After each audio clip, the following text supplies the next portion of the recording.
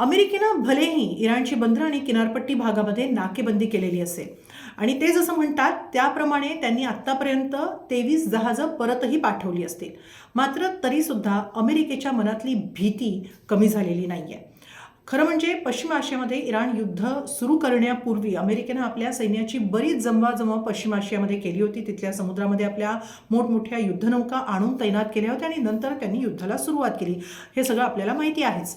मात्र अजूनही अमेरिकेकडून आणखी आपली रसद पाठवणं सुरूच आहे. मात्र ही रसद पाठवताना अमेरिका प्रचंड खबरदारी बाळगते.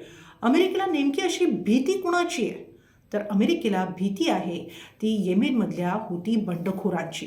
कारण या हुती बंडखोरांचा येमेनच्या बहुतांश भागावर ताबा आहे आणि येमेनच्या नियंत्रणाखाली येतो लाल समुद्र.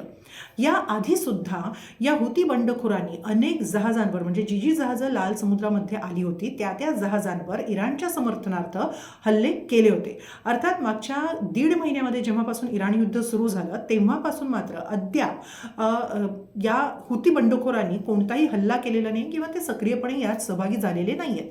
मात्र तरीसुद्धा अमेरिकेला हुती बंडखोरांची भीती आहे आणि हे त्यांच्या एका कृतीतून दिसतंय. कसं? तर अमेरिकेची महाशक्तिशाली युद्धनौका USS जॉर्ज H.W. बुश ही लाल समुद्रातून पश्चिम आशियात दाखल न होता अगदी लांबचा, म्हणजे अगदी आफ्रिकेला वळसा घालून केप ऑफ गुड होप मार्गे अटलांटिक महासागरातून हिंद महासागरात प्रवेश करते आहे. मागच्या वेळेस जेव्हा हे जहाज दिसलं होतं ते नामिबियाच्या किनाऱ्याजवळ, तेही केप ऑफ गुड होपला वळसा घालून ते पुढे जाताना दिसलं होतं असं कळतं आहे.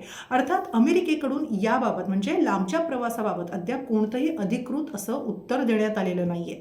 मात्र अमेरिकेच्या मनातली भीती स्पष्ट दिसतीये. कारण अमेरिकेची ही अणुऊर्जेवर चालणारी महाशक्तिशाली महाविमानवाहू युद्धनौका जर हुती बंडखोरांच्या हल्ल्याच्या तडाख्यात सापडली तर या युद्धनौकेचं नुकसान तर होणारच आहे.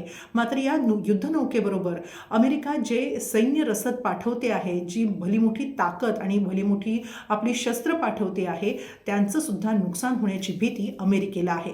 आणि म्हणूनच लाल समुद्राचा 8 ते 9,000 नॉटिकल मैलांचा प्रवास टाळून अमेरिकेची ही युद्धनौका जवळपास 13 ते 15,000 नॉटिकल मैल, म्हणजे जवळपास 1.5 पट अधिक लांबचा प्रवास करून पश्चिम आशियात पोहोचणार आहे.